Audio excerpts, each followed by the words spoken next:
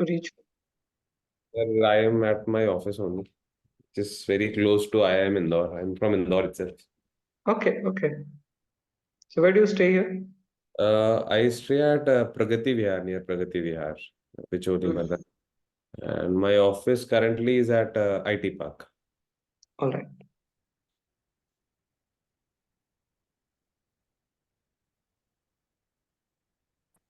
I have come back from office, sir. You return? Yeah. Lucky you. No, I had been to a client visit, so Mhm. still not doing the outreach. Especially Mumbai people would find it extremely difficult to reach home. Not possible, sir. Even Delhi, Gurgaon. No.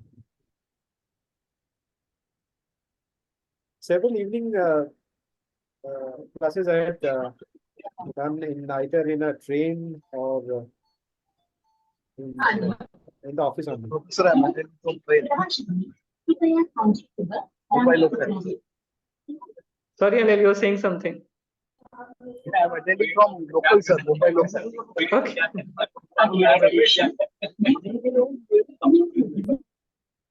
Go ahead, go ahead. I think somebody had a.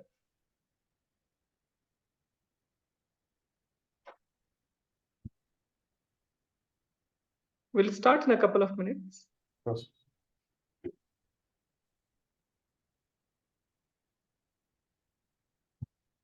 Notepad exam. Okay.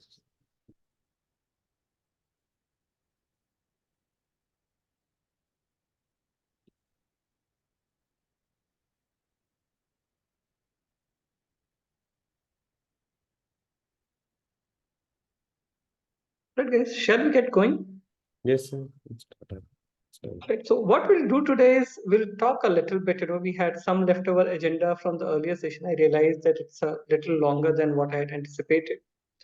So when we talk about sports marketing, one key element is the sponsorship. And therefore we need to understand the challenges in sponsorship. Some time or the other, there's a high chance we might be interacting those people who are working for a marketeer. They might get involved as the ecosystem of the sports expands. Somebody or the other is going to get onto that using sports as a vehicle. So we'll spend some time on the sponsorship. Depending on how much time we have left, I had planned to move to the leagues part, but we'll see. Maybe if the time is less, I'll rather quickly cover another topic on ambush marketing, because ambush marketing and sponsorships are closely related, and then we can take the league thing in the next session, depending on how we progress. Right? So let me share a slide.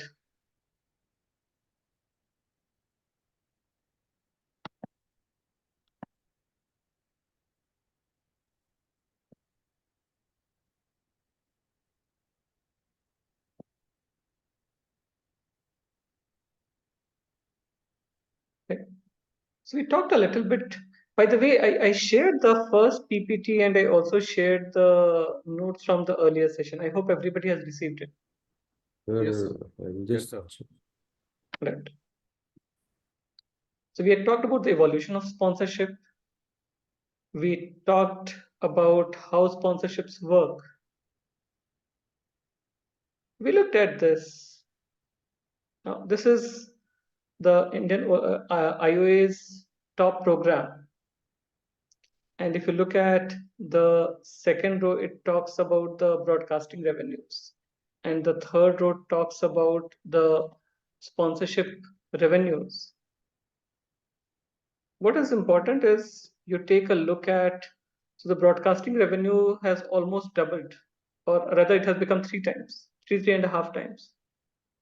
While the revenue from the sponsorship, it has become close to 8 to 9 times. So the growth, primarily Olympics was getting money from broadcasting, it was getting money from sponsorship, and it was getting money a little bit from merchandising, etc. but and a little bit from the gate money. Now, gate money or the ticket revenues have largely been static,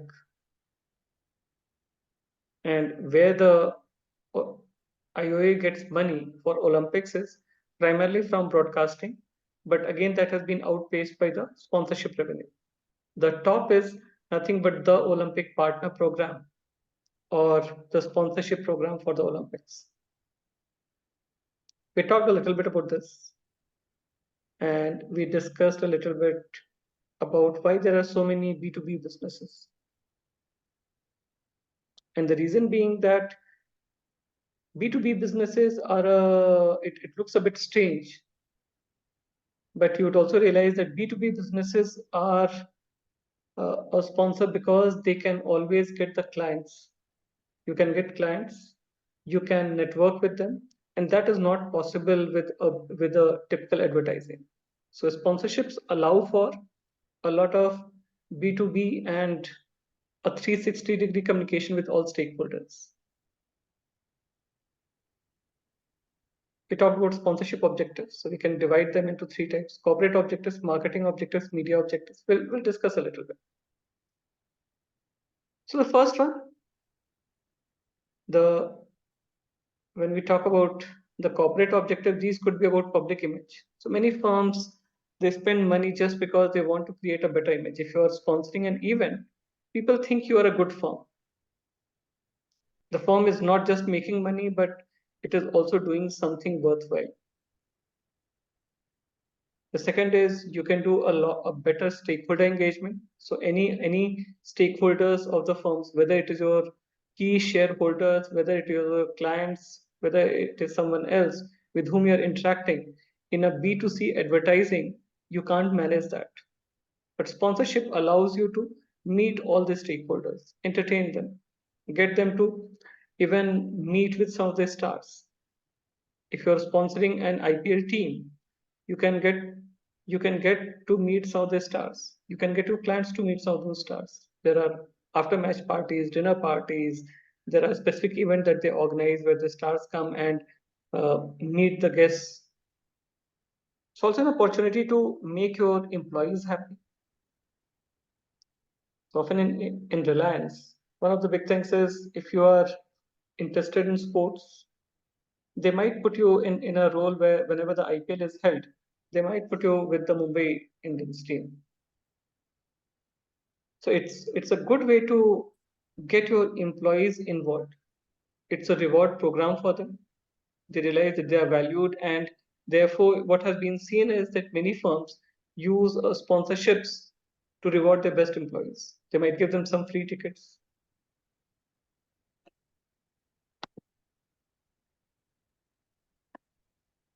And talk about marketing objectives. So obviously one is to create or improve awareness. For Pepsi, the entire objective of the IPL was they wanted to launch some of their new soft drinks. And they said it is a high time for us. We'll use this, it aligns well with our sales time. So May, June is the best time to sell soft drinks. And they said these are, every year we'll launch a new flavor. It's a good way to reach your target market. So if you're sponsoring an event, and there are firms that sponsor an event which aligns well with their target market. So some firms will sponsor a golf event. And these are firms that are selling expensive luxury goods or typically B2B sponsors. Expensive watches, Omega. They would go for events such as these. I'm looking at driving sales. And I might also be looking at improving the brand perceptions. So when you sponsor an event, and that is what Red Bull does. Red Bull, by being present for particular sports, they are using the associations with that event. They might not go and Red Bull might not go and sponsor a cricket event. It does not really align. It does help them in a way that, if they start sponsoring cricket, then the awareness is much higher. But it does not do a lot of things to their brand equity or the brand association that they are building. So we can have corporate objectives, we can have marketing objectives, we can also have media objectives. So I want to generate visibility for my brand. I might be having an ad campaign. While the ad campaign, I have a TV commercial, a print ads, but sponsorship tends to have a multiplier effect. Can also generate a lot of free publicity.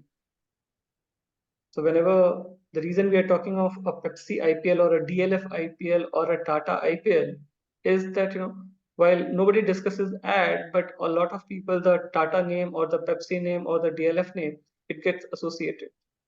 We talked about Stanchart Mumbai Marathon. So still people call it Stanchart Mumbai Marathon. A lot of cheap publicity. They didn't have to, they would have, if they were doing advertising on TV, nobody would discuss Stanchart.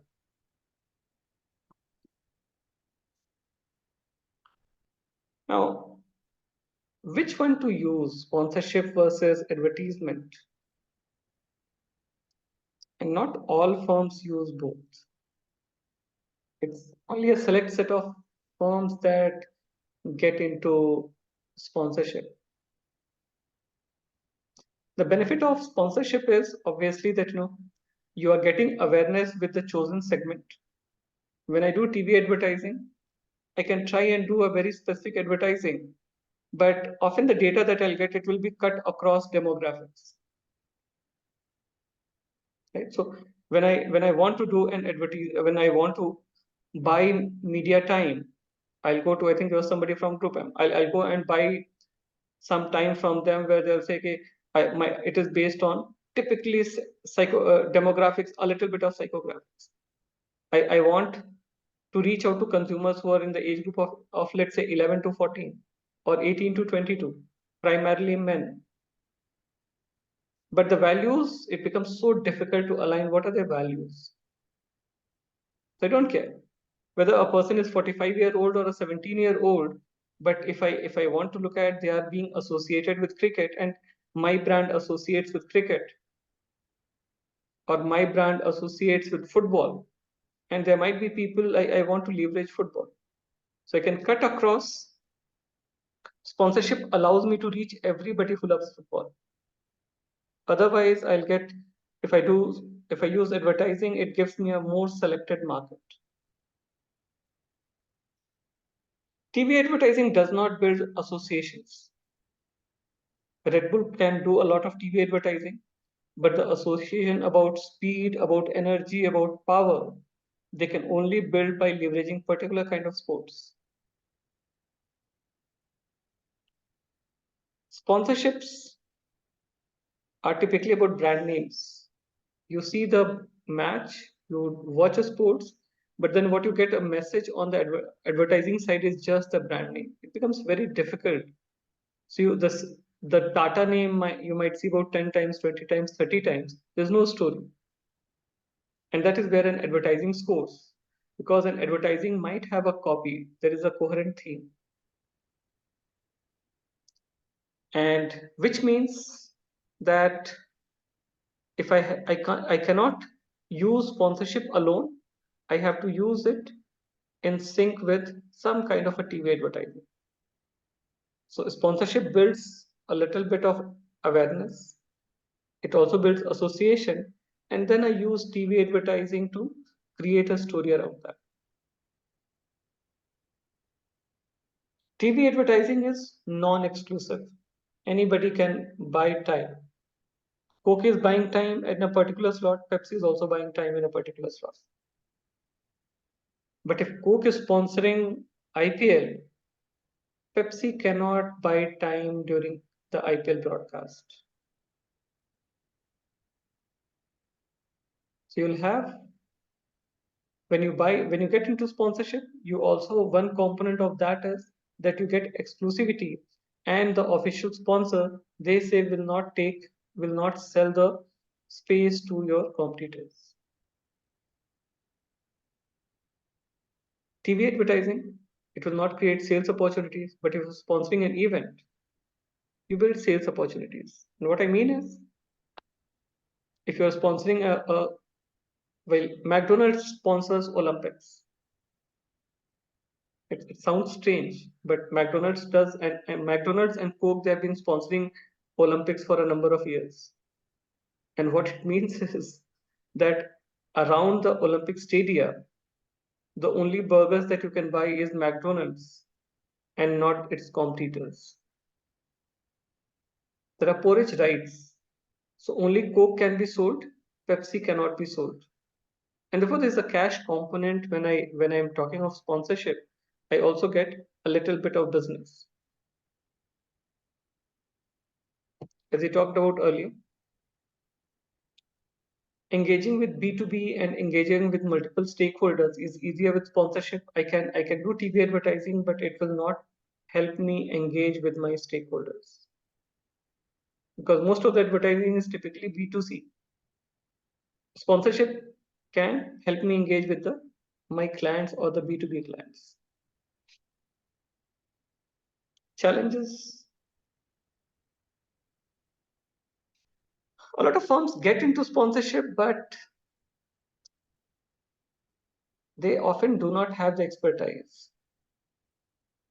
So some firms have the expertise. When firms get into sponsorship, they think they will handle it. But if you don't have expertise, you don't know what all things to do. And we'll talk about one particular aspect of that. Sponsorships can be risky. You sponsored IPL, and there was a rumor of match fixing. Now nobody watches IPL. And it has happened in the past. Or you sponsor a cricket event, and the team that is followed the most, it loses and it does not even qualify for the knockouts. Now nobody watches. Imagine India not qualifying for the knockouts. And it has happened in the past, the West Indies World Cup. Mm. And now they have designed a system in which India will definitely go to the to at least the knockouts. And there's a high chance that they'll go to quarterfinals and even semifinals. So they make sure you get to, you're it's not a one-off matches. Sponsorship advertising can be turnkey. You've got money, you get a creative team to create ad, you get media time to a media team to buy space, and then you share the ads. Arpita, you had a question. So just a query, like sponsorship and advertisement, both are not giving a big impact on the brand. I mean, both gives a big and huge, large, a mass brand visibility. In a Uh, way, like if like Byju's, like if you go for the IPL thing, they have once like they sponsored the IPL thing. So it's like ROI. I don't know like where it is coming as a mass advertisement. It both contains like in the TV, or if you talk about radio, or even for the IPL sponsorship, it is mhm. targeting a mass customer, right? Like Byju's, Right. maybe whoever is watching that ad, or Byju's, they are not the direct user of the Byju's, but it is giving a mass branding thing. So does it not the purpose of both the thing is same coming, or like is it something different for as well? And do every time it gives the ROI, like does it related to ROI as well? We'll talk about the ROI, but the point that I was making is, imagine Byju's getting into sponsorship, and Byju's does not have any experience of doing running sponsorship, and they would struggle. You don't know how much money to invest. You have bought the rights, but buying the rights is not the end of sponsorship. I agree on that part that cricket is when you sponsor cricket, when you sponsor a IPL, or when you sponsor a Indian cricket team, that is more about mass advertising. The alternative is that instead of launching or doing a sponsorship, I could have purchased time on TV, like Cred was doing it at one point of time. Cred was going crazy. Every time that you watch TV, there you'll see maybe about 5 ads or 8 ads. They were not getting into sponsorship. These days, all these Dream 11, etc., they get into they tried sponsorship, but then when the sponsorship was stopped, they said, okay, they'll get into TV advertising. So TV advertising and sponsorship, they can be They can be supplementary, they can be substitute, they can be complementary. We'll talk a little bit. But they differ on expertise, they differ on risk, they differ on not being a turnkey. So sponsorship is not a turnkey project. Advertising is typically a more turnkey. You do not have to step out of your office. You buy TV time, you buy print time, you buy print space, and you get somebody to create a beautiful ad and you are done. Sponsorship, you have to be on the ground because sponsorships are much more complex. But I was talking about ROI. How do I measure impact with sponsorship? TV advertising, how do I measure impact?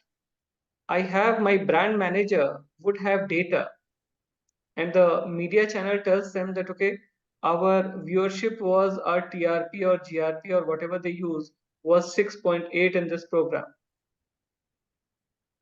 And therefore, what you do is you pick up that number 6.8, and based on that, you do a certain analysis. You assume, you make up some numbers, and you say that maybe about 80, 60% or 40% of them were watching this ad.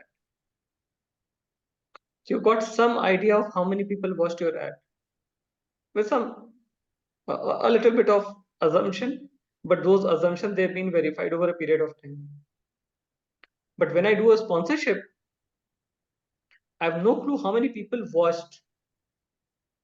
Whether people, when I call it a Pepsi IPL or a Byju's IPL or whatever, they don't see an ad, they notice the name, and how many people have seen that, nobody has a clue.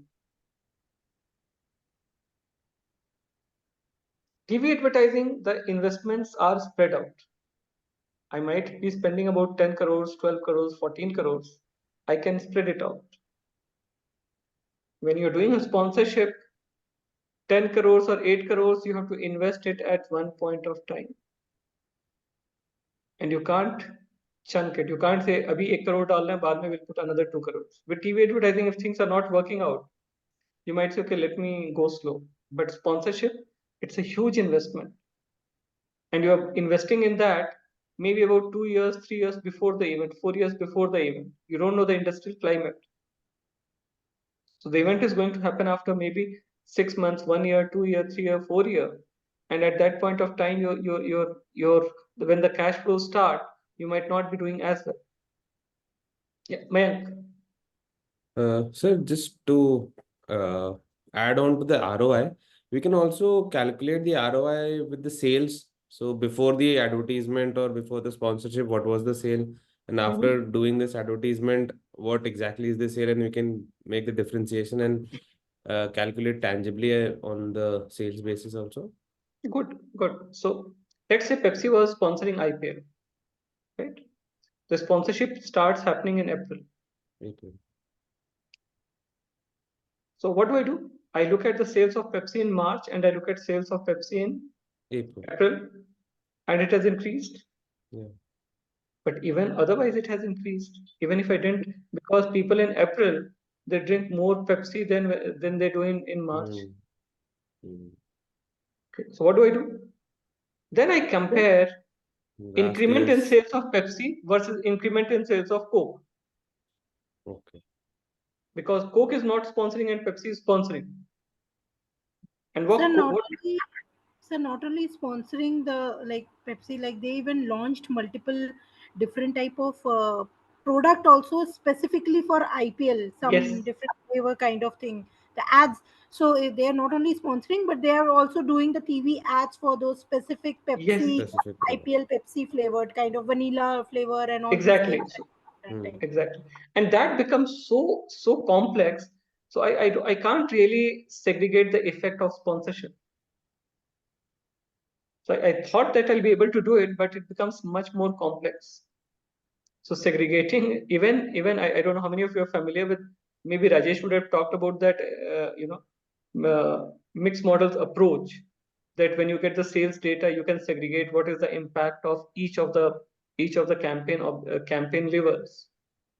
So you run some kind of a basically a regression setup that will tell how much, what is the push that I'm getting from advertising, what is the push that I'm getting from promotions. But sponsorship, it becomes much more challenging. Arvind? Sir, whatever sponsorship we have done, like I've done 3 seasons of Miss Universe India and like multiple sponsorship with Vogue. We have a very clear method of we put down the nominal value of all the media. Normally, these are associated with media agencies only. Like Times Group happens to be the main thing for Miss Universe India. Same way, Vogue Women's of the Year and multiple awards happen. So when they approach us, they normally come with their own inventory list. Like if Times of India will come, that they'll have a MTV spot of so much minutes, and these will be ads which you will be running, and these would be the print ads. So they normally give us, and we just have to evaluate that it doesn't makes the same price point which I am doing an ad normally, and then we take it forward. So that's how we have been evaluating till now, sir. Right. I'll come to that, and thanks for sharing that, because that is a one way of measuring the impact. So I look at, if I had not done a sponsorship, if I'm doing sponsorship, how much is worth of media space that I'm getting? Is that what you meant, Arvind? Yes, sir. So that's how we typically Yeah. compare, like my own campaign versus the sponsorship campaign, media value and per spot or cost. That's how we Right. evaluate. So that is one way of measuring, and I will come to that. But Sure, but we realize that that is also not very foolproof,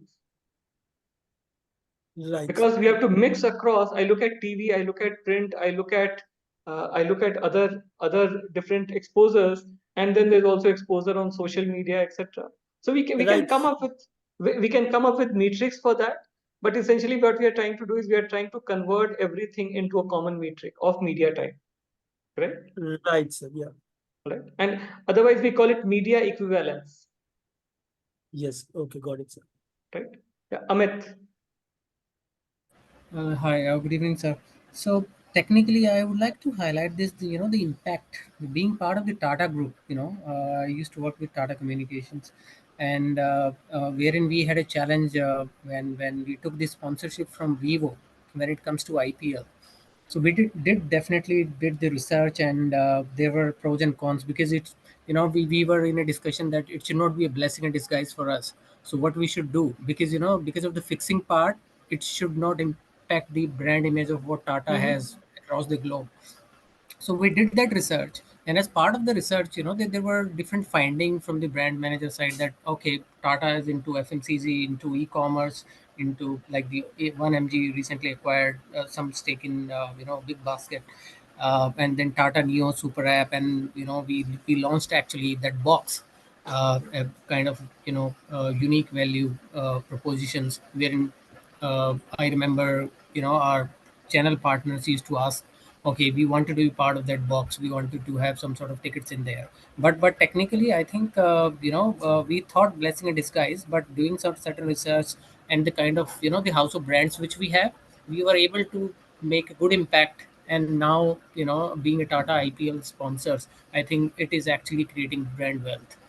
And Mhm. of course, at the same time, companies making money because of the advertisement piece or sponsorship rights which they have, and of course, making their own brand recognition across the globe. Right. So Amit, I was just curious. You've been involved with the sponsorship, but what I would, if you can talk a little bit about, if you had to do an alternative in terms of TV advertising. Mhm. I my guess is that TV advertising would be so much simpler if you had to invest so much money in TV, Absolutely. right? You don't have to put people on the ground. Here, you would have a huge team that is looking at each of those components of sponsorship. And many teams, many people, novices, naive people, they think, we'll do sponsorship, and, we interact, everybody knows our name, but they don't understand in what complexities are we getting. All right? Do you agree with me?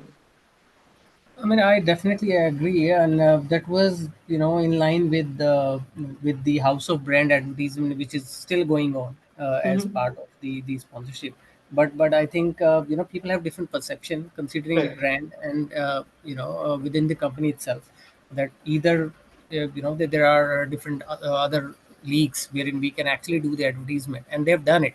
But I Mhm. think the brand image which they are able to build within IPL vis-a-vis with other sports league, they were not able to achieve. And of course you have to have, then comes the the Red Bull case, wherein you are not the owners. It's just you are just sponsoring the event. So Right. Tata, as in, we don't have a team, right? But I think all 12 team, whatever number we have some sort of sponsorship with everyone. Right. Right. Right. No, that's interesting because I was also curious. Maybe we'll talk about it when you are in the campus, because there are also Sure. challenges with when you are a house of brands versus a branded house. Yeah, yeah, you're Right? right. Because when each of these brands, everybody, the entire visibility is of Tata and not of, let's say, a Titan or a Tanishq or maybe a Tata Motors or maybe Tata Steel. a Tata Steel or a Chroma or a Westside or a Zudio, etc. The entire and not every consumer is aware of that. No, no, you're right. I mean, that's the reason the CEO has that idea. Okay, let's get all the brands under one umbrella, as in one app. You'll have everything, which is Right. not a good success, I would say. Yes. We are Yes. still using that And app, and but that is what PNG also does for yeah, its campaign with absolutely. Olympics. Right, right, sir. Right. Right. Great. So budgeting, I talked about budgeting, when you are doing a TV advertising, you've got a more flexible budget. But imagine doing a budgeting for Sponsorship. sponsorship. You have to invest maybe a few hundred crores. You're committing 80 crores, 90 crores, 120 crores every year for next 5 years. And that is a huge amount of money. And that is completely at risk. There could be an untoward incident and the entire tournament might get cancelled or get postponed. It gets some attract bad publicity. Share of sponsorship. Tata's is the key sponsor, but otherwise, there are multiple secondary sponsors, and you're just one of them. Yeah, and we paid, I think, that 600 something crore rupees Yes, at that point in time, which right. was a the big number. And within the see being part of the communication, then we had a Tata Tele. I mean, I used to work for both as part of the Mhm. Tata group, and we did conduct hundred of interviews with our channel partners, distributors. And one common factor was this the brand recognition within the IPL. We kept one Mhm. question dedicatedly. Okay, how did you find out the brand image, considering we are sponsoring IPL? So Right, everyone has a different opinion in terms of getting into the box, getting tickets, and nobody was bothered. There was a fixing, and why Tata is into it, because Tata did sponsor marathon or some other events. right. So the Mumbai Marathon again you sponsor, Yeah, right? Yeah, but this is interesting. Maybe but it was actually with some other company. I think you did also mention. Then Tata took it, right? I think Some it other. was I it think was there was some bank. there was There was some bank who was sponsoring the marathon, but then Tata Standard Chartered. Stanchart, Standard Chartered. and charter. Yeah, yeah. Stanchart. Yeah, Stanchart, and I think Mr. Chandrasekhar he was interested in marathon, and then TCS got it, and then I think they transferred it to Tata's, from what I recall. Yeah, Tata Sons. So the other part is leveraging. Now, what is leveraging? Leveraging is simply what Amit was talking about. You pay 600 crores for being invited to the party, but you need to spend more money for advertising. So you've got the rights for being a sponsor, but the world does not know that you're a sponsor, and therefore you have to advertise a lot. And the typical metrics are about leveraging, that it could range from an effective leveraging of the sponsorship rights could be 1:1 to even 1:3, which means if you're spending 100 crore rupees on getting the rights, you might have to spend about 100 to 300 crore rupees in sponsoring or organizing all kinds of ancillary activities around that sponsorship. Firms get into sponsorship, they put it in their P&L, but they do not account for the money that they will have to spend on TV advertising and all other kinds. And now they realize that they don't have any money. So you got the right. It's like, you got a right for, you paid a membership fee and you enroll yourself as a member of a gym. But now you do not have energy, you do not have time to go to that gym. If you don't go to the gym, then you don't lose weight, you don't build muscles. So nobody, you are the right holder, you are the sponsor, but the world does not know that you are the right holder. You do not get any benefits.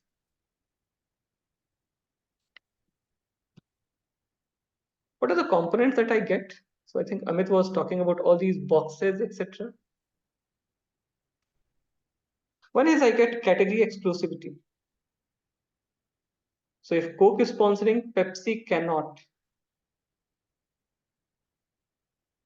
In fact, for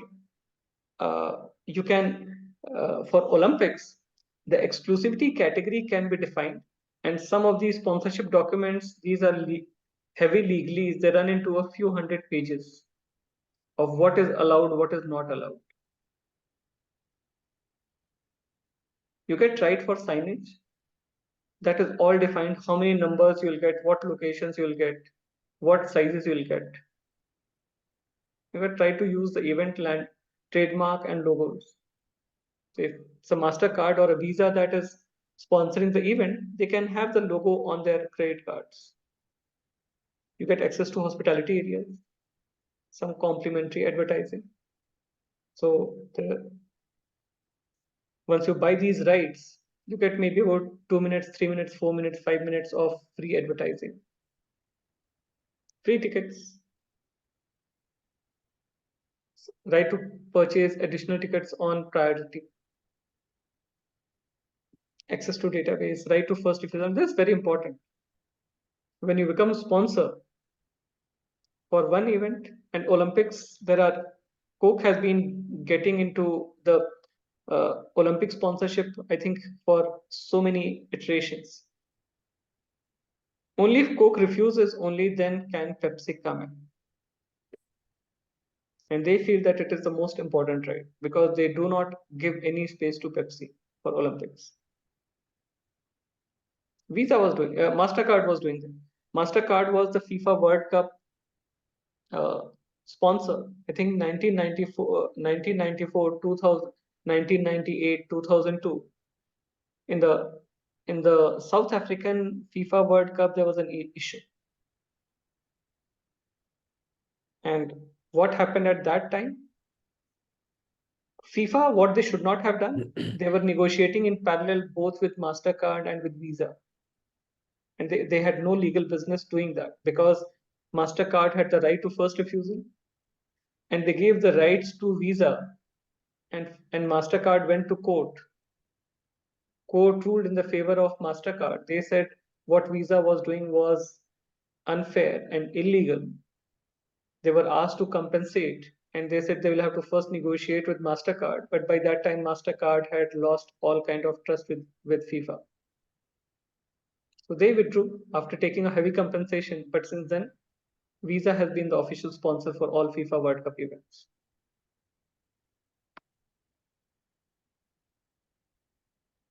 Sponsorship response.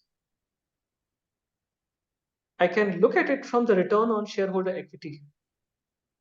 So I'm looking at sales, but ultimately sales should result in some kind of a boost to my share, my stock price. I don't know, Amit, if you could check and we could do an event study.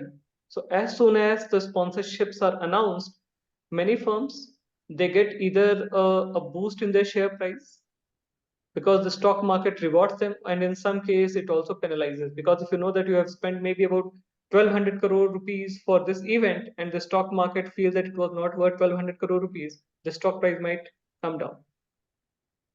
Sales is a Right. measure. Yeah, exactly. I worked on one project with some students and we looked at, what we were looking at was, I think this was Formula One being held in India. And we looked at stock price of the sponsoring teams versus the stock price of their competitors. But again, the data set that we had was we didn't really get, we got some directional result, but we didn't get any statistical significant result. Now, sales could be and I could measure sales. I can also measure awareness. So if I do a pre and post, so I could be doing a dipstick survey of how many people knew the Baiju's name before they got into sponsorship of IPL and after the IPL started. I could again carry a survey that how many people want to purchase the services of Baiju's before the IPL and I can do it after. And in some cases, I could look at brand equity as well. So some firms, they'll look at whether this brand is a good brand, an international brand, a brand that I aspire for. They would do it before the event and after the event, and that is another measure. But this needs a little bit of pre-planning so that I do it about 2 months before the event starts and maybe 15 days, 20 days after the event starts, and maybe again repeat it after a month and see whether there's a carryover effect. Most of the firms, they don't invest in that. So you have to look at the impact of sponsorship. I have to focus on what am I looking at? Am I looking at stock price? Am I looking at sales? Am I looking at awareness? Am I looking at a boost in purchase intent? Am I looking at even a brand equity? All right. I'll skip this slide. I can also use sponsorships in various ways. So look at this. I've got consumer objectives, I've got stakeholder objectives, I've got channel objectives, I've got employee objectives.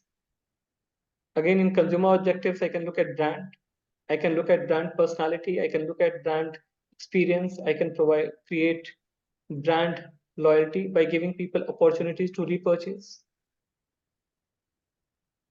Many times people, they do not think about to what extent I leverage sponsorship.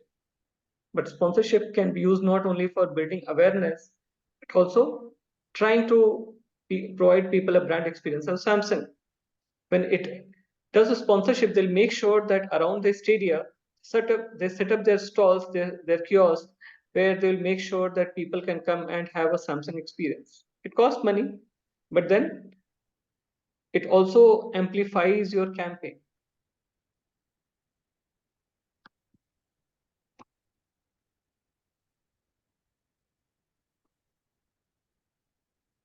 Firms can have a sponsorship portfolio like Red Bull.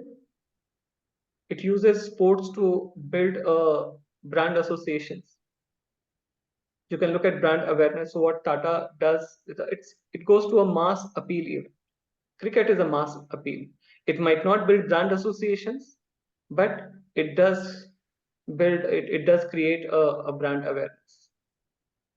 You can use a brand experience.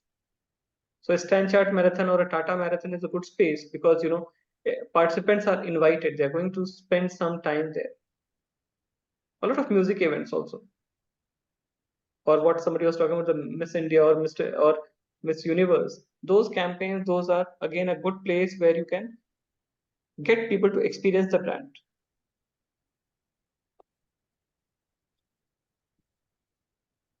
How do I measure the effectiveness of sponsorships?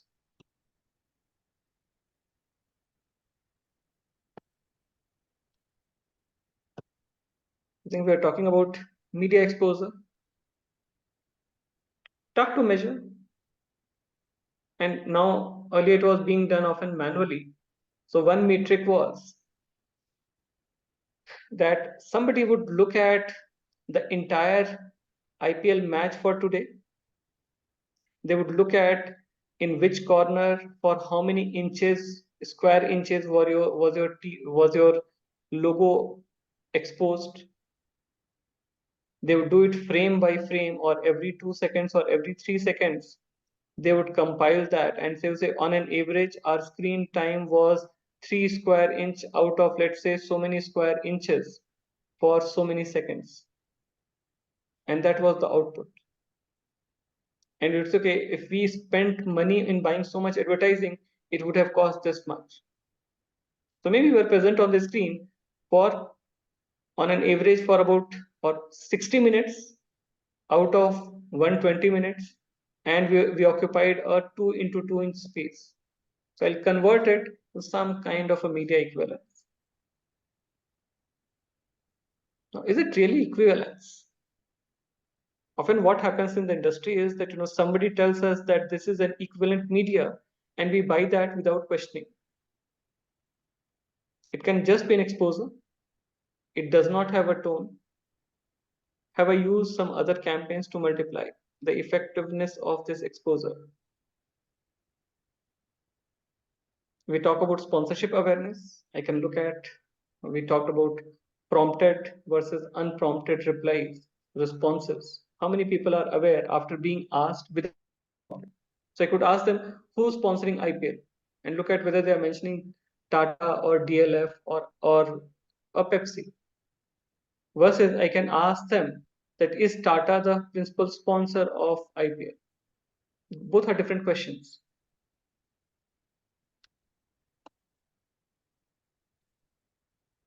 How do I measure effectiveness? I could have a subjective assessment. Many firms do this. So at the end of the event, the top management would sit together. They would simply decide based on discussion whether the campaign was effective, often without data.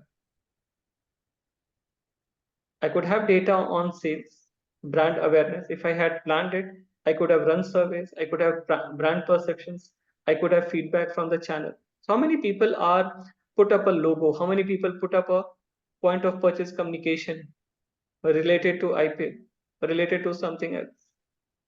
So for Visa or MasterCard, when they sponsor, they look at how many new retailers are they adding for their point of purchase machines.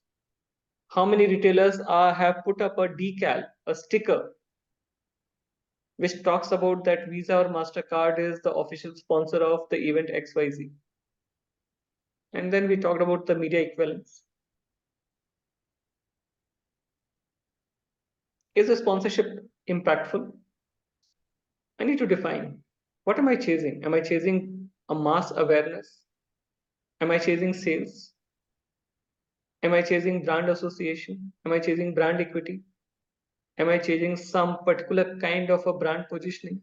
So I need to make sure that that is decided in advance. If my objective was a brand association or some kind of a brand personality, and what I'm getting is a brand awareness, that's not a great campaign. It does not fit the objective. So good campaign is objective led. In an ideal world, you should be getting awareness as well as the sports brand, and your brand should also have the similar attributes. It should be integrated. All the different components of sponsorship should be gelled together. It should be leveraged, which means you should have money to not only buy the sponsorship right, but also spend money on advertising. And it should be evaluated. I need to make sure that I measured what I got into. So at the end of every IPL or at the end of every Olympic cycle, am I looking at how much money I spent and what did I get? Many firms don't do that. There's always a fatigue at the end of the event. The entire sponsorship team has been busy, slogging for a month, 2 months, 2.5 months, and then they do not have the energy to evaluate what really happened.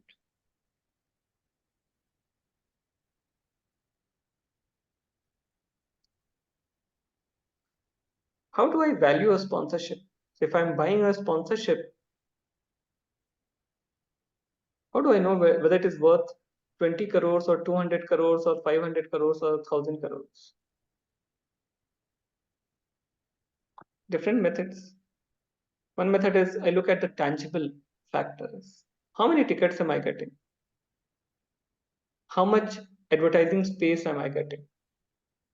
So I look at the value of all the tangible and then so okay, this is so I'm getting at least a 50 crores or 80 crores worth of tangible. And then I look at what are the intangibles and I try to use proxies. How many consumers would I be reaching? I look at the past data.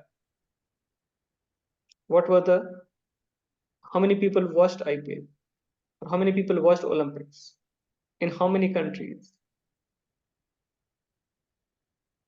I look at the nature of rights, whether I'm getting exclusivity. Can I buy? So if I'm buying tickets, if I'm getting free tickets, can I even give it to my suppliers, my channel members? Or am I not allowed to? Look at Olympics. Olympics happens for 14 days. IPL happens for maybe a month and a half. EPL happens for, the Premier League happens for about 7 to 8 months. Olympics happens once every 4 years. IPL, Wimbledon, they happen every year. And therefore, I also need to look at all these factors before I come up with a price. How much price am I willing to pay? And we use adjusters. So look at, okay, Kabaddi League has got so many, I know that what was the price for sponsorship of a Kabaddi League. I have data about how many people watched it, and I extrapolate that for maybe IPL. Or if I know the figures for IPL, I can extrapolate it for ISL, I can extrapolate it for Kabaddi League, I can do that for other leagues.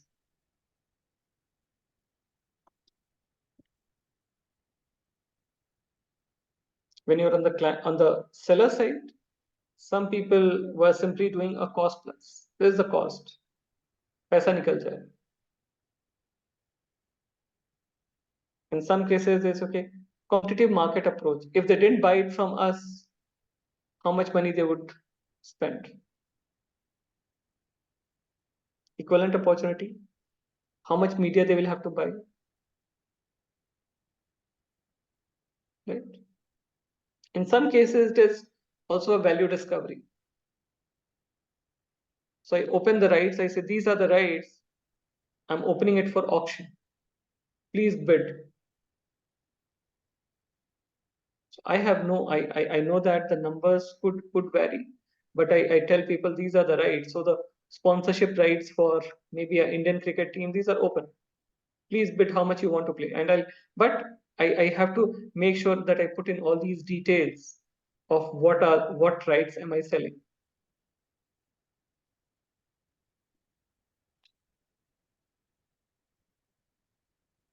Post-event evaluation, I think I've already talked that how do I evaluate it? It becomes so difficult. Sponsorship accountability is not there. Often the people who buy sponsorship versus people who sell sponsorship, often they do not see, they meet each other post the event. Sponsors or the event managers, there are issues often where the agreement is not met, and nobody, even sometimes people are not monitoring that. There can be a lack of standard measures. So I can't invent measures post facto. I need to have ex ante measurement criteria evaluation of sponsorship.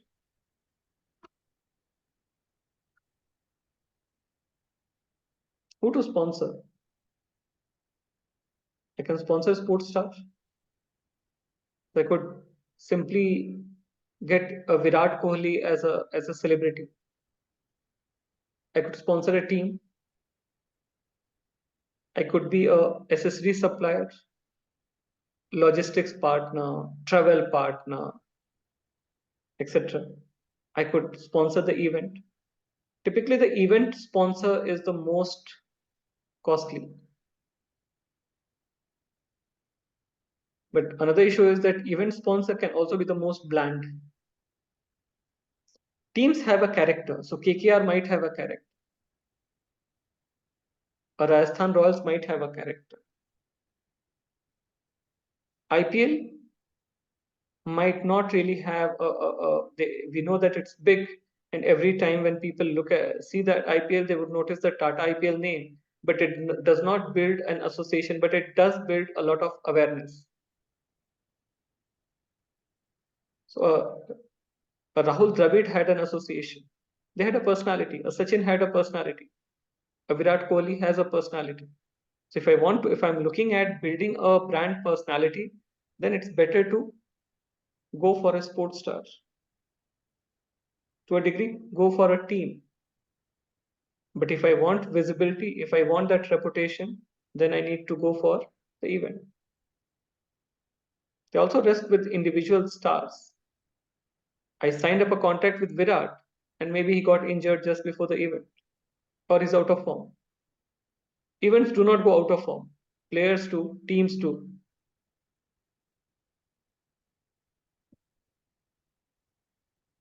If I'm looking at choosing one of these, I need to look at what is my objective, risk.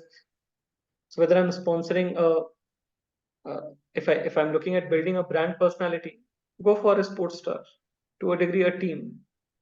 If you want to be risk free, go for the event. How much money have I got?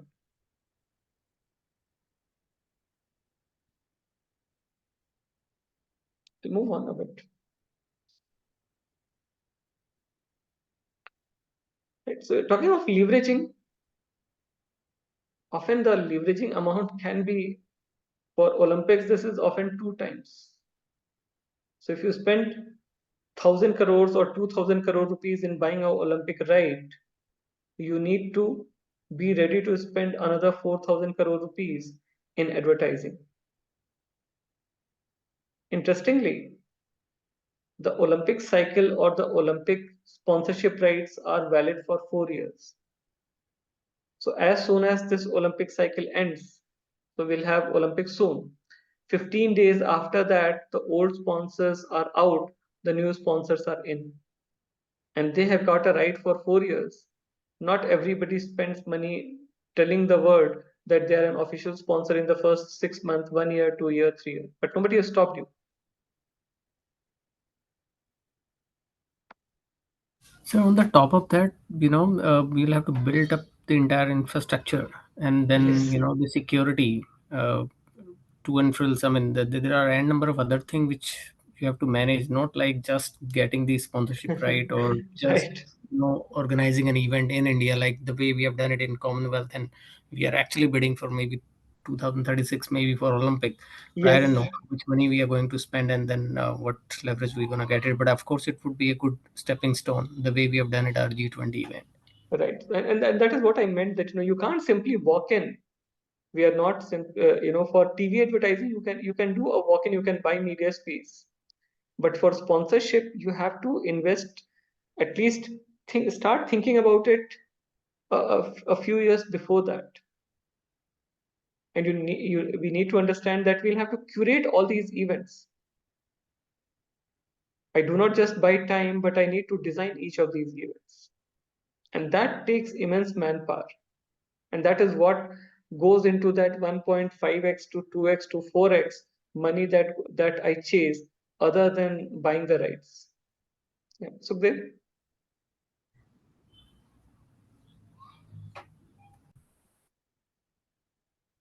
Sukhdev, you had a point. To say add sir, the sponsoring event, a particular event, different event gives you different kind of personalities to your brand.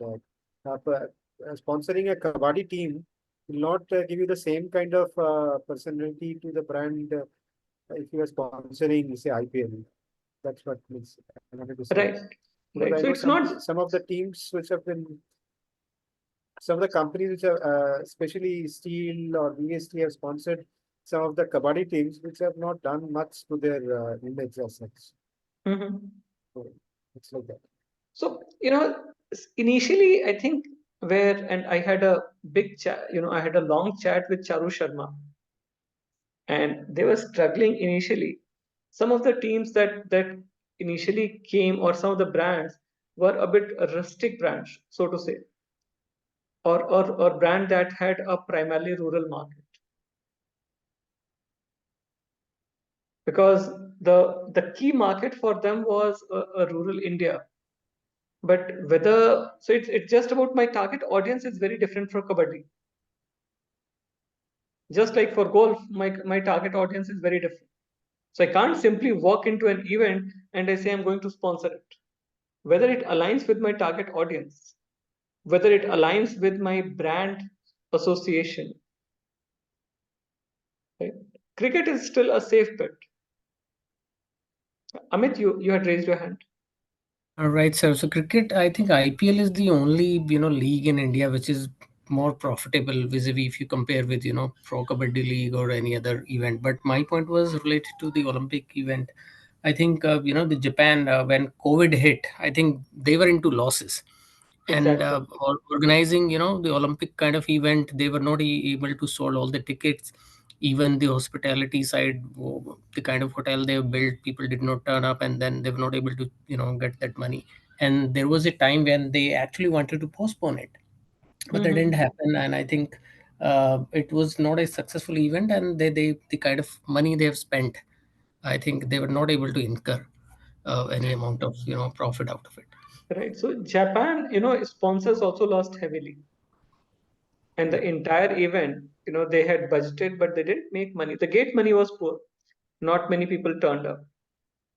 And once it was COVID times, etc., it did receive a very lukewarm uh, acceptance amongst people. So a largely unsuccessful event. And that is where I was talking about all this risk. We know that even with IPL in the past, there have been risks, two, 3 seasons. It got tagged with being a match fixing. Sometimes your audience is in India and you move the event to a Middle East, a Dubai, Right, yeah. or you move it to South Africa. Now, it induces huge cost on the sponsor. It's an escalation of commitment. I've already spent 500 crores, or for that year, I've already budgeted 100 crores. And now when the event moves out of India, it goes to South Africa, I have to pump in another 20, 30, 40 crores. Right. So I can do a lot of leveraging. I need to do theme-based advertising. So I need to announce, create advertisements, still create advertisement that talk about that this firm is the official sponsor. Right. Also been controversial issues sponsorship, and I would just like to mention these. So Nike sponsored the Kenyan cross-country ski team for the Winter Olympics. Any idea how much? And they talked about, they said that Nike is making sure that even a country like Kenya, they get a representation at Winter Olympics. Looks like a noble cause. How much does it snow in Kenya? Any idea? Does it really snow in Kenya? Not a single inch. There's no snow. And what happened? The ski team, they trained for about 2 months on roller skates. So they had ski type roller skates on which they practiced. And then they came to the Winter Olympics 15 days before, and they saw snow for the first time. And they took part in Winter Olympics, and Nike would have paid them a few $1,000s. And they created a campaign around that got visibility worth a few $100,000. They also got a lot of flack. They said, okay, this is pure commercial exploitation. McDonald's and Coke sponsoring Olympics. IOC gets a lot of flack every time. They say this is Olympics is where we tell our kids, please watch Olympics, and then they see the ads of McD and Coke.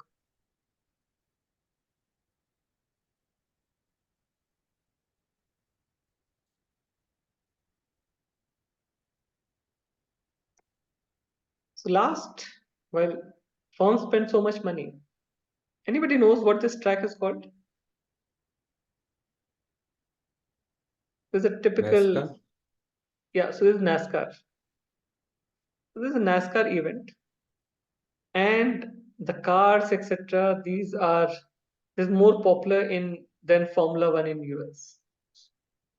So they did some research. They looked at there were all these audience who are watching it, and they watch it for some time, 2 hours, 3 hours, and the cars they keep on going in circles on this track. After these people they came out, they were given a survey and they were asked, which logo did you see in the middle of the field? Hardly 20-30% people could recall that there was a Coca-Cola logo. So while we think that our brand is getting a lot of leverage, there's still scope, it still has to be evaluated whether the sponsorship was really effective. Right. So I'll stop it here. Now we have got a couple of options. One is I can talk a little bit about ambush marketing quickly, or we can talk a little bit about leagues. Which would you prefer? Ambush. Ambush marketing. So let's quickly talk about, you're familiar with what is ambush marketing? No, sir. No, sir. Yes. Okay. So let me talk a little bit about ambush marketing. I'll try to make it Like if there are two competitors, let's say or Coca-Cola. Pepsi is sponsoring a particular cricket World Cup or something. Coca-Cola is banned completely in the stadiums and vicinity. So Coke try to some way get into the stadium, sending people either in T-shirts or maybe fours or six and all this. So there are different kind of maybe in water bottles free sending and try right, to make that. So these are the kind of a different kind of ambush marketing. right. So let's talk a little bit about that. We'll try to handle all these questions. What is ambush marketing? How does it work? Why do firms ambush? It started in 1984. Now, 1984 was a breakthrough year for Olympics. Do you remember where was it held? 1984 Los Los Angeles. Angeles. LA. Yeah. So 1984 LA. And what is LA famous for? Hollywood. So Americans, they converted sports into a show business. This was the first commercial Olympics of the world. They created and they had an issue with USSR. They said we'll make it a big business. And to run that big business, they needed money and they sold sponsorship rights like crazy. They they created all these components.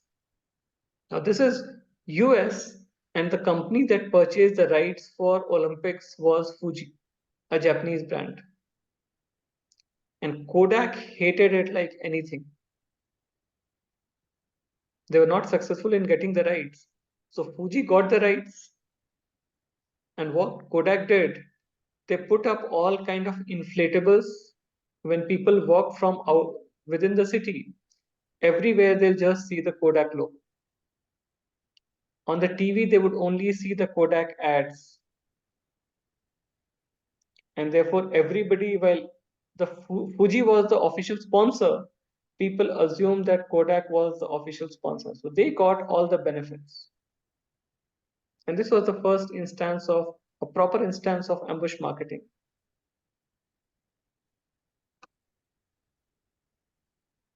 People can do ambush marketing in various ways. Look at the left one. They're not saying we are the official sponsor. The second one, again, they're not saying we are the official sponsor. The third one, again, they're not saying they're the official sponsor. Well, the official sponsors can talk about being official sponsor. There are people who do not talk about being an official sponsor and they still try to leverage all these benefits.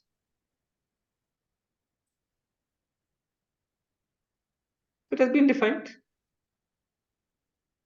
And some of these definitions, many times, any of you getting into sponsorship, please make sure that you read this.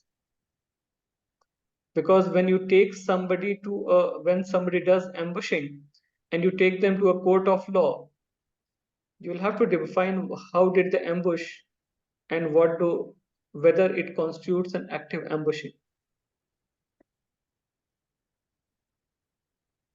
This is how an IOC defines.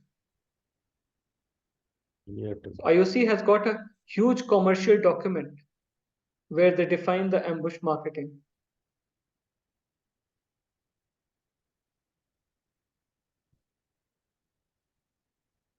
The keyword is that there has to be an intentional effort to confuse the customer. So nowadays it has become accepted that the court says whether there was the competing firm was intentionally trying to confuse the customer. It might have happened unknowingly. If it happens unknowingly, then they do not bother. You can get, while the official sponsor could lodge a case, but then the judge will say, okay, this was not intentional, and therefore it is not a ambush marketing. And there are cases.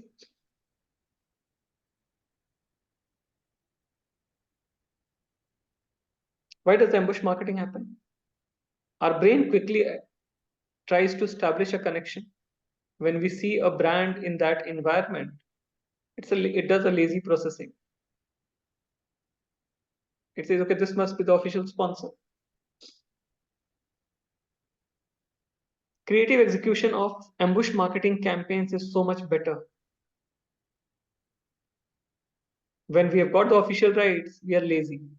When I have to ambush, I'll be distinct, puzzling, ads, declutters, humorous, interesting.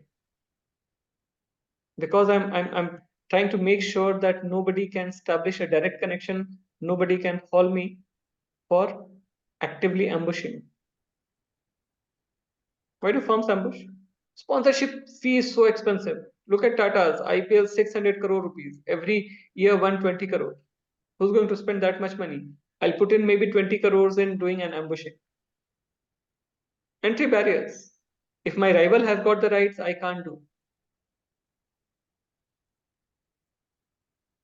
MasterCard was the official sponsor. Visa would ambush them every year, every time. And now that when Visa is the official sponsor, MasterCard says, okay, now let me try and ambush them. It's also much more creative. Thrill. Firms try to, there's a lot more thrill. It also limits the damage. It works. In 1994, Wendy's was the official sponsor. McDonald's advertised like crazy. They purchased all the time on TV. This was Norway Winter Olympics, and everybody thought that McDonald's, so they ambushed, and everybody thought that McDonald's is the official sponsor. Customers, they don't care. They do not penalize somebody for ambushing, they actually like it. For the event, for the sponsor, there's a loss of visibility, lower ROIs. It drives cost because there's a huge cost of maintaining the integrity of the campaign. The relationship with the event goes down. Future sponsorship for the event, the value of the future sponsorship goes down because people will say, even if I did a campaign with you, it will get ambushed.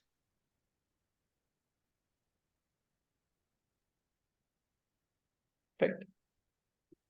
There have been multiple types. So I talked about just like what Kodak and Fuji did in 1984.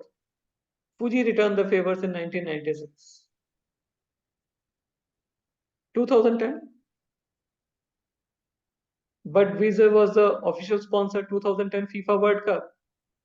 There was this Netherlands brewery. They got people to wear those t-shirts. The sad part is that by this time, ambushing had become a criminal offense. There are about 20 people who went to jail. And this brewery, they washed their hands off. They had made sure that there was no connection. So some innocent people, they went in jail. And it was shown that, they did it intentionally because they were carrying those extra T-shirts in their bags and they wore it inside. And Budweiser, they said, okay, we spent so much money and we have got all these clothes. And us who go to a stadia, if you are wearing the T-shirt of any rival brand, you might be asked to hide the logo.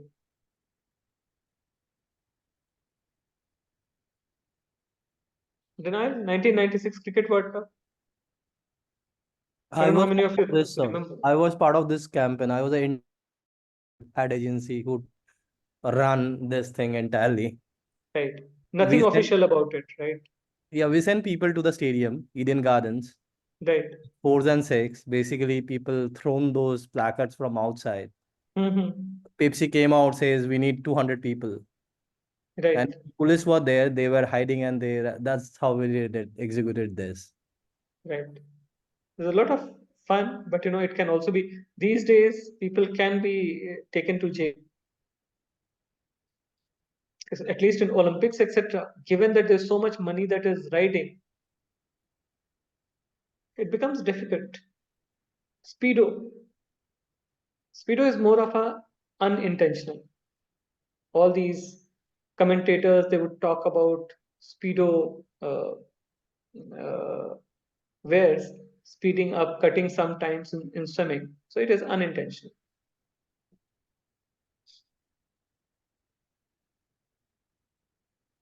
Various ways: sponsor media coverage, advertise around the stadium, sponsor entities other than main event. Kent is master at it. You watch an IPL event, the post coverage, they'll have people, the laptops would have a Kent logo. You can do ambushing up. You give 50 lakh rupees for being the logistics partner and then spend money like crazy. So somebody paid 20 crores, you pay 50 lakhs, and then you spend another 2 crores in advertising as the official logistics partner. Yes, Amit.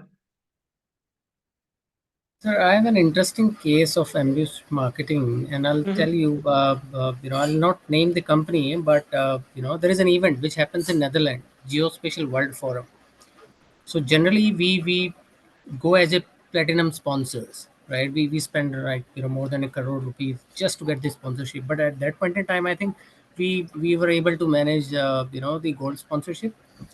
But the I was part of the core strategic team. So what we did, and we have decided that let's get the linear sponsorship as well. So the platinum sponsors guys are actually wearing our company linear, right? So maybe we were not the sponsors as in the platinum, but I mean, all the exhibitors, they were wearing our lanyards, and Right, that has made a great impact. And we have seen people, like platinum sponsors, they don't have the lanyards; they have to wear it. Maybe after the event was for 3 days, so I think second or third day they got their own company's lanyard, which they were started wearing it. But I right, think that has created an impact, and right. now it's like you doesn't matter you go for platinum or gold sponsorship, but this come as a package. You don't have to purchase it separately. So that worked Right, for us. right. So a typical case of ambushing up, right? So you look at a sum entry space, you say, okay, this is something that I already carry or I buy the rights. This is used by everybody. And some firms have done that, spending so much buying a minor right and using it. Even in cricket, that happens. Cricket World Cup, Amul would buy not a Indian cricket team right, but a Afghanistan right or a Ireland right, and then New you Zealand, make sir. sure that when the match, you can get the rights of Afghanistan team or some other team at a much cheaper price.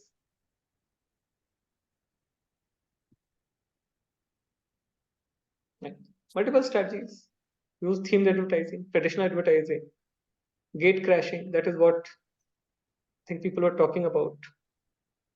Tickets, Parley Khao World Cup job was the campaign.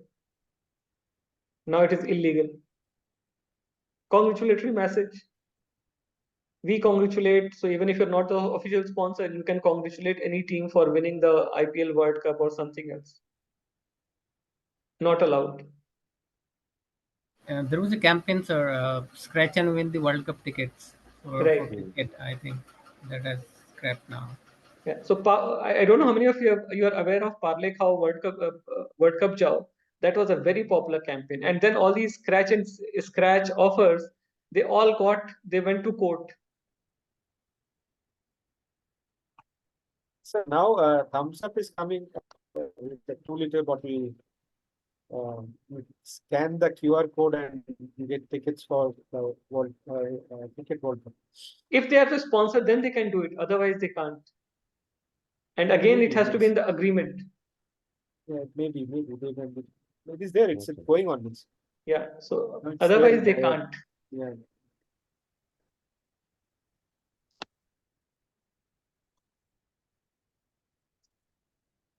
A player's kit. So even if Nike is not the official sponsor, you can't put a Nike thing, but then the players' kit are a part of the players' attire. These do not fall under ambush marketing. These shoes. Somebody also says that okay, they paid the cameraman also to make sure that they focused on this.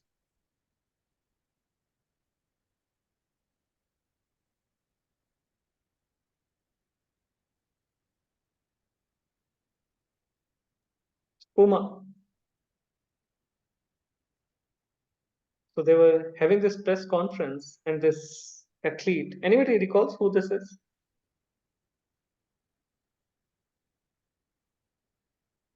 I think this is Linford Christie. 100-meter sprint. And he wears a contact lens that has got a Puma logo. Arvind? Different point actually to the earlier point which you made. I had a query actually. When anybody hires a celebrity, we ensure that we have a clause saying that you cannot be seen with our competitor in any form. But will it cover that? So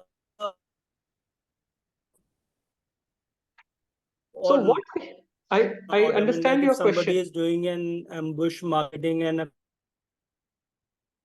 So what competitor does happens? that, like the celeb and the brand gets into trouble for that. What they do is, let's say I have Adidas is the official sponsor. Nike is the sports star's own sponsor. What the sports star does is their T-shirt will have a Adidas logo because that's the official part of the official kit. T-shirt is the part of. So what they'll do is they'll put up a towel on top of that T-shirt. The shoe is theirs. They will wear a Nike shoes, and there have been instances, and they'll make sure that the Nike shoes are very prominent. They'll make it of a very unique color. This is what. So every time that somebody does something very different, more legislation will come in, more detailed rules will come.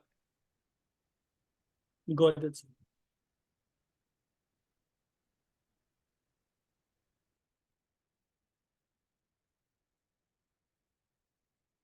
This is again an ambush marketing. This is around London Olympics 2012.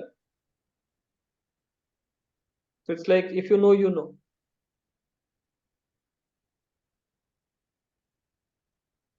Another ambush marketing campaign. Yes, Amit. Sir, one quick question on the Me Too brand side or the ambush side. I mean, can we correlate them?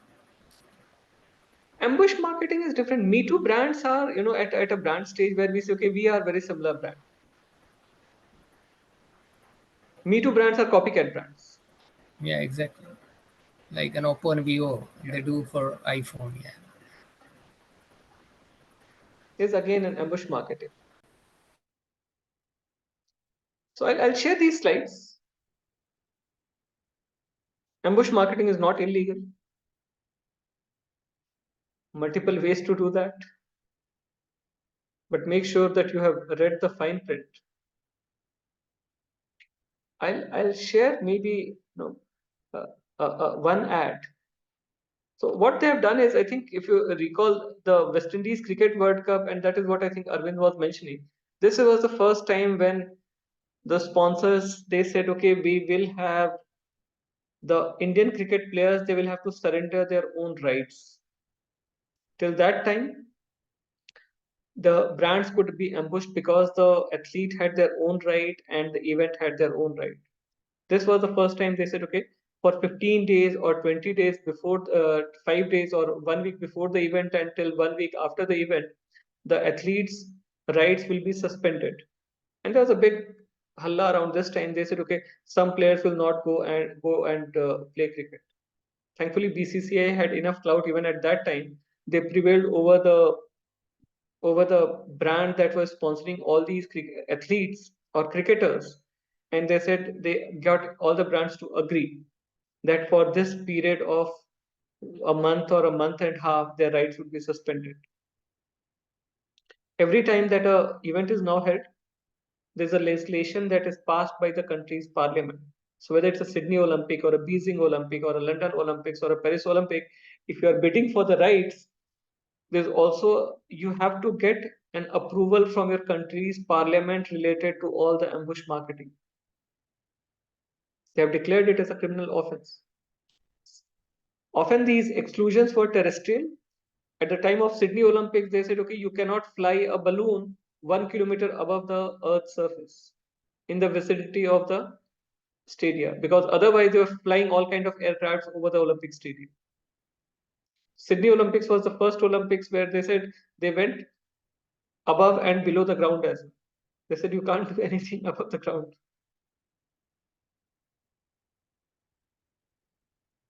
It's 2012. They say you can't use any combination of words.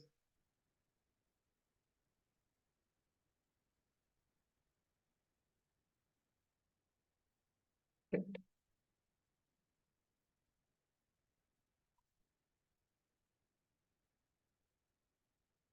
This campaign went to court that Sony was doing an ambushing. Let me see if this plays.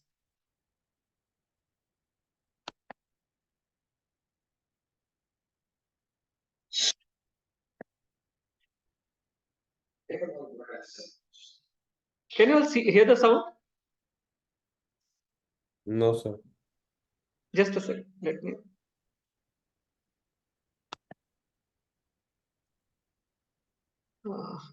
Let me see how to fix this.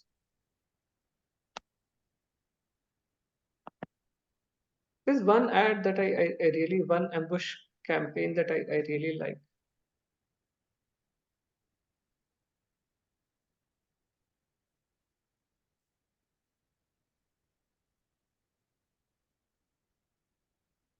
Any tips on how to make the sound?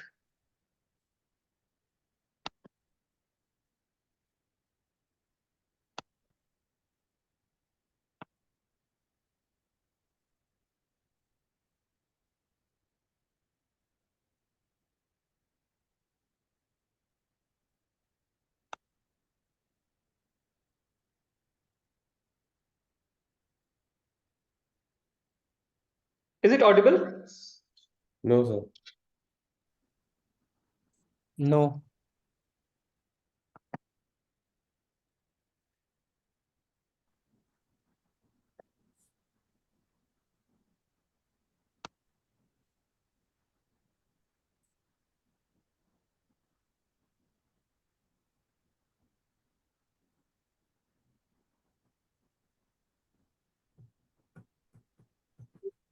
Can I share this link?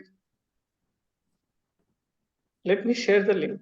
You all can play it at your end. But essentially, the campaign is the campaign was all about Nike did not have the permission to use the. They were trying to ambush, and what they did. This was London Olympics 2012. And what they did, they said, okay, we will use the word London in a more creative way. So see if this plays on your computers. And if you watch this campaign, let me see if I can If I can play this, you can look at the video. But what they did, they shot this campaign across multiple cities, all had the same name, London. Just watch this carefully.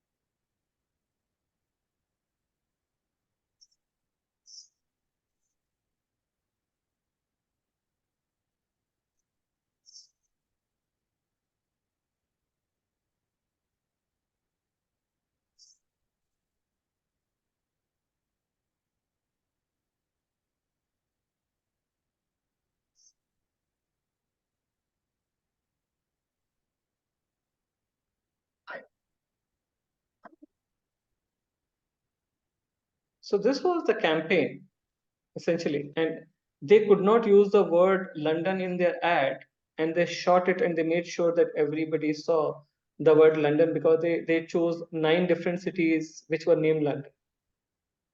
And they talked about that, everybody, it's not just a sports for or a event for the elite, it is for everyone. And this was a highly successful ambush marketing campaign. They were taken to court, but I think they had done a lot of due diligence. They had lawyer team, huge lawyer team, which had made sure that they audited that it would stand scrutiny in a court of law, and nothing happened to Nike. Their rivals, they said, okay, we are not going to get into sponsorships in future. And I think now Nike has got is the official sponsor for post that events. Right. So I'll share both the PPTs. This might reach you by tomorrow. We meet on Saturday, and on Saturday, if you all can go through the Major League Soccer case. It's an interesting case because all of us watch different kind of leagues, but we do not understand the business model and what makes a league successful.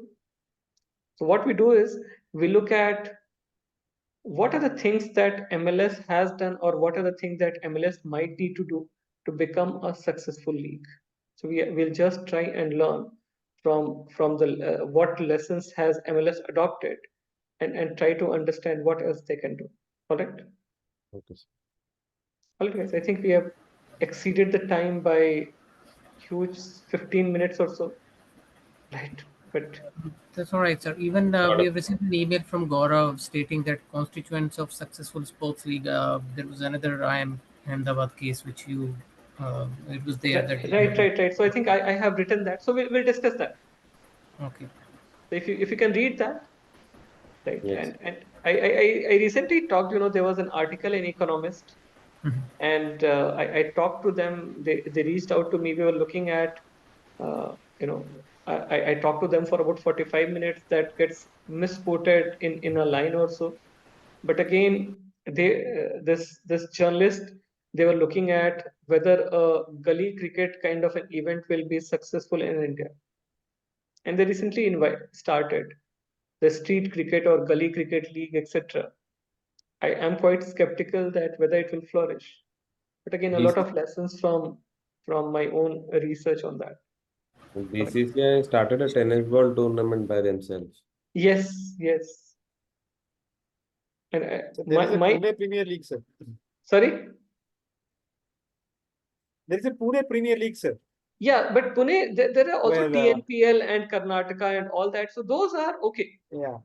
But having people who play gully cricket and getting them to play in the stadium and telecasting it, I'm not sure how many people will watch it. All right. All right, guys. Sir, just quickly, I'll take 30 seconds. Sure, Aman. It's like, I don't know whether we'll be able to come to a consensus that, okay, let's go for Saturday class or either or Thursday class. So what we have been thinking, I've been talking to a couple of guys. So since 4 months are left, can we go like 2 months Saturday and 2 months Thursday? Because Thursday is up, doing a class in the Big office. pain, big Time pain. skip it.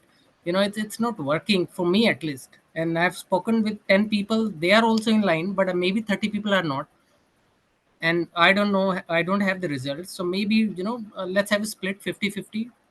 Two Let months me for. try and work it out. All right. So my own session that is on Thursdays evening, I'll definitely accommodate that. So I think I'm supposed to start pricing, but I will not for all my sessions that are happening on Thursdays. I'll not take it on Thursday. But let me try and negotiate it with all my faculty colleagues. Sir, we'll have That an would be internal discussion first because majority of the people have already agreed to take it on Thursday. So the one you are not going to take on Thursday, we are going to have that classes on when? So, so Gautam, what happens, when I teach pricing, often what I do is one session flows into another, and that is where I also face a problem where I would like some degree of continuity. So if to a degree it is possible, and I also have to take a look at that, in that case, the only slot that is possible is that instead of 2 sessions on a Saturday, we might need to go for 3 sessions. That But is I'll assure you that when I'm teaching, it's not going to be pretty heavy. Professor, I have one question here because we are working on Saturday. Same So, here. Oh, like now at the stretch, if we are doing 3 classes, It will be very trust me, it difficult would for be us. really difficult for us to take holiday every all Saturday. right. All right. actually that's the reason, like most of us, I believe almost 70%, 75% people actually said Saturday Thursday third and Saturday. class. Hmm. Yeah, Saturday Right. third class is really getting tough. So Amit, you discuss it between Amit, Mayank, and the rest of the cohort. Please discuss it. Let me see what we'll do. Sure. I don't know, maybe 4 months are left. I think we should let it, I mean, run as per the schedule. Like, because this will go on. This debate will never end. It has been going on Right, since the right. last year itself. And I'm curious why, uh, maybe you could have said that, or people are averse to doing sessions on Sunday, because for some programs we do the sessions on Sunday.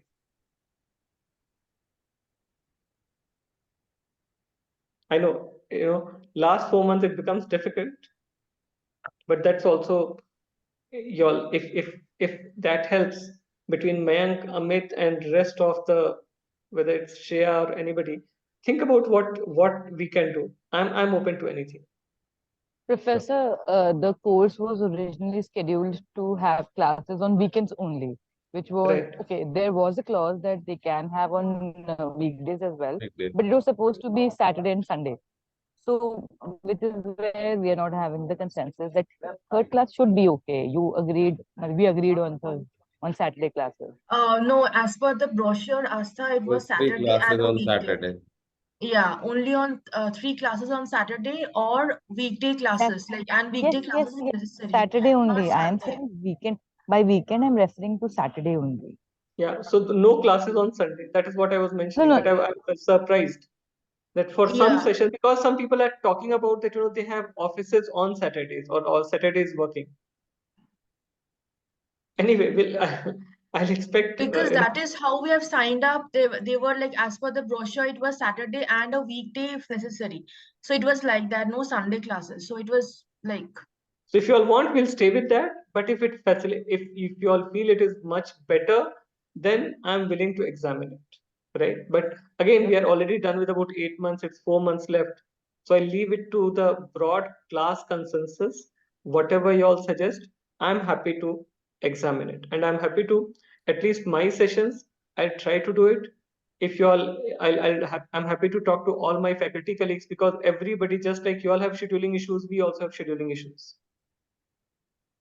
Right. But guys, I think it's Thank you, for sir. a middle of the week. Some people have to go home.